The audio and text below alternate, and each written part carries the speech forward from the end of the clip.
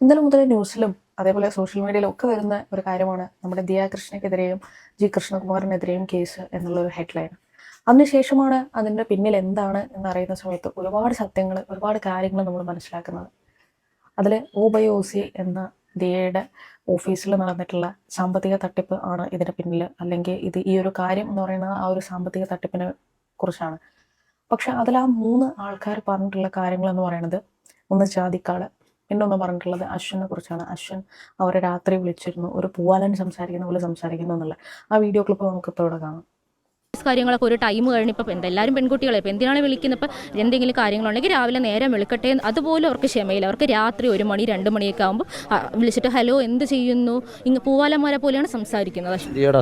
അതെ, ഇതുപോലെ ഒരുപാട് കാര്യങ്ങൾ ഇവർ സോഷ്യൽ മീഡിയയിൽ അല്ലെങ്കിൽ ന്യൂസ് ചാനലിൻ്റെ മുന്നിൽ വന്ന് സംസാരിക്കുന്ന സമയത്ത് ഇവർ തന്നെ എടുത്ത തെളിവുകളും ഇവർ അതിനുശേഷം പുറത്തുവിട്ടിട്ടുണ്ട്.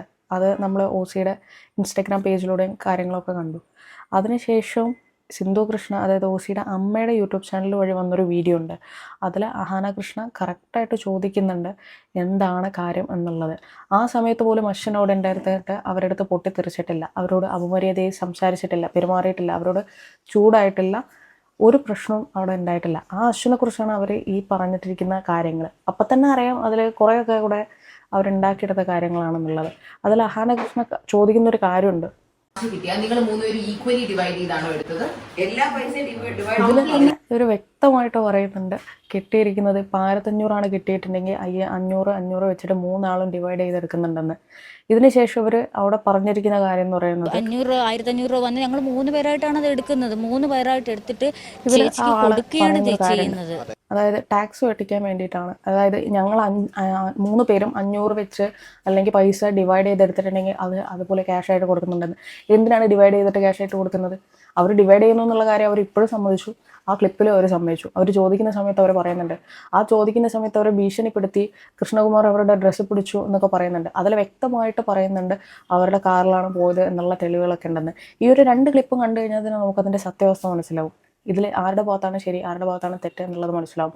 69 ലക്ഷം രൂപ തട്ടിച്ച ആൾക്കാരുടെ അടുത്ത് പെരുമാറുന്ന രീതി, ഇപ്പോൾ നമ്മളൊക്കെ ആണെങ്കിൽ ചിലപ്പോൾ അത് പൊട്ടിത്തെറിച്ച് പോകും. പക്ഷെ അതുപോലെ തന്നെയാണ് OC അവിടെ സംസാരിച്ചിട്ടുള്ളത്.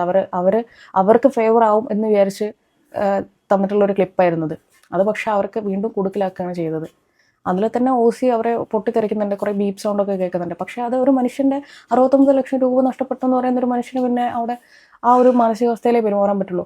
അതും പ്രഗ്നന്റ് ലേഡി ആയിരുന്നിട്ട് പോലും അവർ അത്രയും ധൈര്യം സംഭരിച്ച് സംസാരിച്ചു.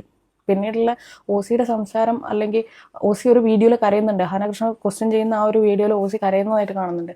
അപ്പോൾ അത്രയും അവരുടെ അടുത്ത് കേസിനൊന്നും പോകണ്ട എന്നുള്ള രീതിയിൽ സംസാരിച്ചിട്ട് പോലും അവർ പിന്നെ വന്ന് പറഞ്ഞിട്ടുള്ളത് ജാതിക്കാടാണ്.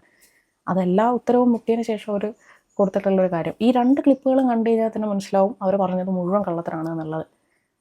അവർക്ക് അതിനുള്ള ശിക്ഷ ലഭിക്കട്ടെ. അതുപോലെ തന്നെ OC ഒരു പ്രഗ്നന്റ് ലേഡിയാണ്. അപ്പോൾ ഇനിയിപ്പോൾ ഡെലിവറി ആവാൻ പോവുകയാണ്. അപ്പോൾ അവരുടെ മാനസികാവസ്ഥ, അവരുടെ ആരോഗ്യം, അവരുടെ കുട്ടിയുടെ ആരോഗ്യം, അവരുടെ വീട് എന്നൊക്കെ പറയുന്നത്, അവരിപ്പം ആക്ച്വലി ഒരു നല്ല ഹെൽത്തി ലൈഫ് സ്റ്റൈൽ മെയിൻറ്റെയിൻ ചെയ്ത് മുന്നോട്ട് പോകേണ്ട ഒരു സമയമാണ്. ആ ഒരു സമയത്ത് അവരെ കൂടെ നിന്ന ആൾക്കാർ തന്നെ അവരെ ഇത്രയും സ്ട്രെസ്സിലേക്ക് തള്ളിയിട്ടു എന്ന് പറയുന്നത് അവരുടെ ഒരു ട്രസ്റ്റാണ് ബ്രേക്ക് ആയിരിക്കുന്നത്. ഇനി വരുന്ന ആൾക്കാരെ പോലും ചിലപ്പോൾ സംശയത്തിൻ്റെ ഒരു രീതിയിൽ നോക്കേണ്ടി വരുന്നൊരു അവസ്ഥയാണ് അവിടെ കാണുന്നത്. അപ്പോൾ ആ ഒരു ട്രസ്റ്റ് ബ്രേക്ക് ചെയ്ത് അവരുടെ കൂടെ നിന്ന് അവരെ ചതിച്ച ആൾക്കാരെന്ന് പറയുന്നത് ഇറ്റ്സ് വെരി ക്രൂവൽ. അവർ ചെയ്തത് വലിയൊരു തെറ്റാണ്. അവർ ആ OCയുടെ ഇപ്പോഴത്തെ ആ ഒരു കണ്ടീഷനെയാണ് അവർ മുതലെടുത്തിരിക്കുന്നത്. ദിയ കൃഷ്ണ ഈ ഒരു OBOC അല്ലെങ്കിൽ അവരുടെ ഒരു ബിസിനസ് എന്ന് പറയുന്നത് 2021 മുതൽ ഉണ്ടാക്കി കൊണ്ടുവരുന്നൊരു സാധനമാണ്. അവർ തന്നെ പോയി സ്റ്റോക്ക് എടുക്കുന്നു, അവർ സെലക്ട് ചെയ്യുന്നു, അതിനെക്കുറിച്ച് അവർ തന്നെ വീഡിയോ ഇടുന്നു.